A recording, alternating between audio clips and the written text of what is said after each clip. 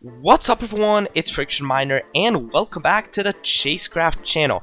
Just to tell you guys, uploads will be starting more regularly, about once a week, so stay tuned, subscribe, slap the bell, and turn on all notifications to be notified when the videos come out, because I'll be focusing on making higher quality videos for you guys, and so that they're more entertaining, so that you guys enjoy them even more.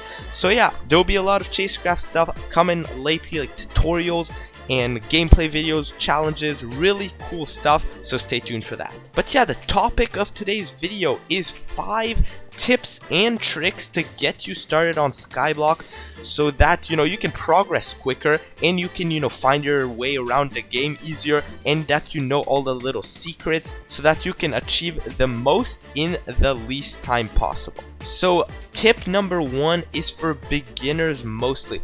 So once you join Skyblock for the first time, you'll be spawned right here. So tip number 1 is actually to go around and click on these NPCs like this one. Click on the NPCs and read what they're about, because all of these NPCs display different features of Skyblock. Not all of them, but quite a bit of them. So go on the NPCs, familiarize yourself. For example, this one's barrels. If you click, you can get, for example, here the mob drop barrels and here the ore barrels.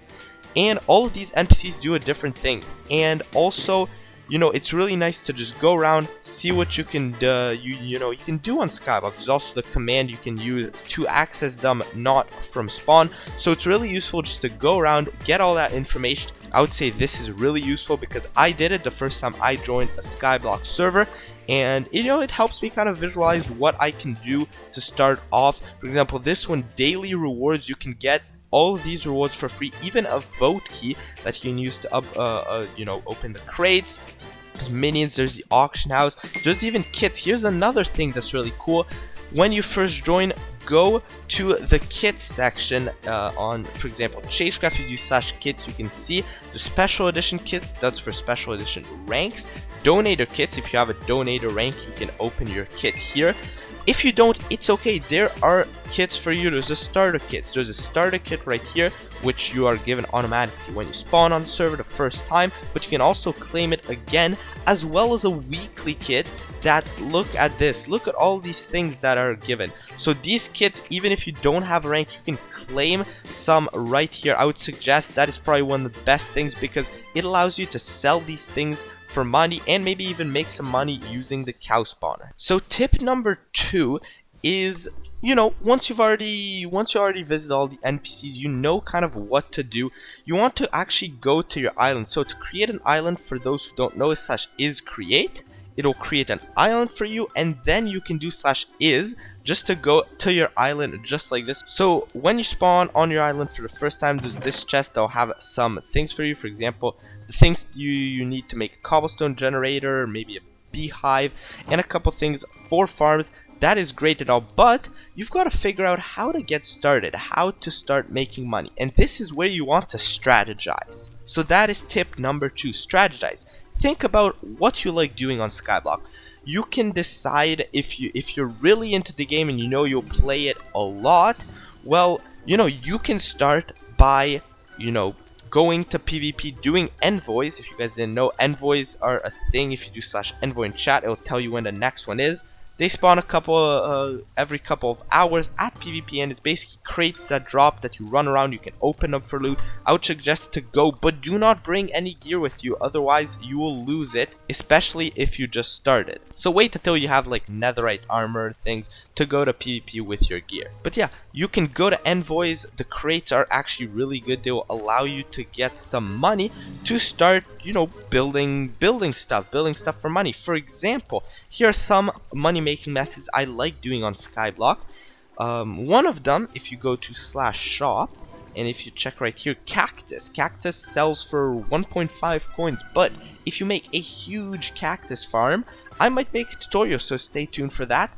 But if you decide to make a huge cactus farm, you can actually start making quite a bit of money from it. It will take some time to build, but it is cheaper than most big spawner farms. And that is the next way to make money, it's spawners. And that spawners are here basically to make money. On Chasecraft, right, you've got various spawners right here. The best ones being goat spawner, glow squid spawner, and iron golem spawner. But of course, look at that price tag, right? You can get some money from crates, but on the majority you need to make the money yourself, either from envoys, from voting. Another cool thing is to do /vote, clicking on these 3 links and voting for Chasecraft. That way you get a free vote key, as you can see, a vote key, 2,000 in-game money, 6 diamond blocks, and some experience bottles. That's really cool to get you started. But if you go back to spawners, these are a couple of the spawners I recommend to start progressing. So all of the animal spawners are not really worth it. Skeleton is okay. If you don't have money, skeleton's a really good one that you can get, but I would also suggest waiting till creeper spawner. Because if you check on /shop, the gunpowder actually sells for 1.6 coins, so a bit more than the cactus, but it costs more money to make a good creeper farm to start making money. The next one I recommend after creeper is actually blaze. As you can see, I have a couple blaze spawners. I think I have like 4 or 6 of them. I don't remember exactly, but blaze spawners are good because blaze rods sell for over double what the gunpowder sells for. Of course, the creeper spawner is way cheaper than the blaze spawner, but the blaze spawners also give you more XP. Though if you're interested in mob coins, which is another currency that you can use by typing /mob coins, and you can buy some pretty cool stuff in here. If you're interested in mob coins, creeper spawner is the way to go because that has 7% chance by every time you kill a creeper to drop a mob coin. Well, blaze only has 5. But yeah, blaze spawner is better than creeper spawner. And then really, if you know how to make good magma cubes, slime farms, even enderman farms, even squid farms, go for it. Squid farms, the spawner's a bit expensive for what it gives, but I would suggest to go, when you go for blaze, save up money. You can buy like a bunch of blaze spawners, then grind at the blaze spawner. You can make maybe an automatic blaze farm if you wish, but then the next spawner you really want to get is iron golem. Iron golem is really good for its price. You can make huge farms with lava. I might make a tutorial once again, same as the cactus farm. I might make an iron golem farm tutorial, but you can make like iron golem farms, automatic farms, really easy. And all you have to do is AFK there, and they'll start generating iron, tons of iron. So that is the next spawner that's really good. So that's one of the tips. Go for the iron golem spawner. Then of course there's glow squid and goat spawners. Goat spawners, of course, being the most expensive, generate the most money. But you know, they're quite expensive, so wait till you've got already like an army of iron golem spawners before you attempt to get the goat spawners. Of course, there's many other money making methods, like you can build big farms and just you know, like farm all the crops, or you can do, you know, cobblestone generators. You can be creative. You can make huge cobblestone generators with you mining there that like automatically refill themselves. You can make some with TNT. I've seen people do, like make cobblestone generators that automatically blow up with TNT, drop the resources in some water that goes to some hoppers. You can be so creative with the money making methods you can do here on Skyblock. For tip number 3, it actually involves island levels. As you can see, I have my island, and my island is level 15. Now, for those who are wondering, what are island levels? Well, and how do you get them? Well, island levels, each block you place on your island gives a certain amount of island levels. The most being ore blocks, so iron, gold, diamond blocks, and blocks of emerald, even netherite blocks. Those give mostly redstone. Coal, they give a lot, same as lapis, but it's not a lot. So these are some of the best right here, as well as netherite, to give you island levels. Now the reason I'm telling you this is tip number 3. Tip number 3 is don't focus on island levels off the start.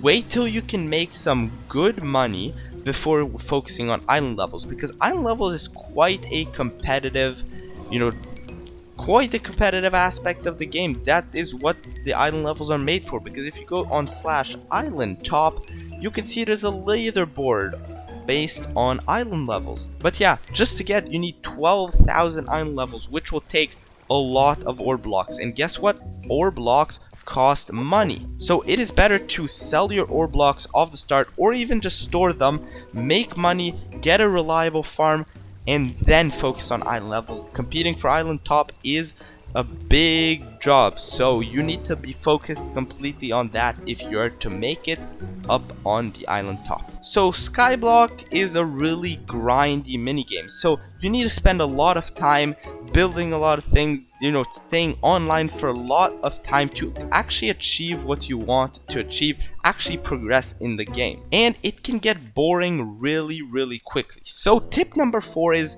don't do the same thing over and over unless it's absolutely necessary. For example, don't just have one way of making money. For example, just spawners. I mean, you can have AFK farms, that's good when you're offline to AFK, but when you're online, don't just grind at a spawner, either for money, mob coins, or stuff. Unless, of course, you absolutely need to. You want to have multiple ways. You want to have maybe a cactus farm you can AFK at. You maybe want to have, I don't know, a little build that you have in mind for your island. For example, for this island, it's not looking like anything yet. Right now, it's just this. But it's going to look amazing. There's going to be, I'm going to build some really beautiful builds. So yeah. Have other projects in mind for your island. Maybe you want to start placing ore blocks. You're at that stage of the game. You can go wherever you want. I would suggest though putting them as low as you can so they don't crowd up your island and just keep like stacking them up. But yeah, you want to have multiple projects. Otherwise you'll get bored really quickly. So I would suggest just branch off. Don't just do one thing. You will have more fun. Now for tip number 5, this is actually more of an overall tip no matter what server you are on.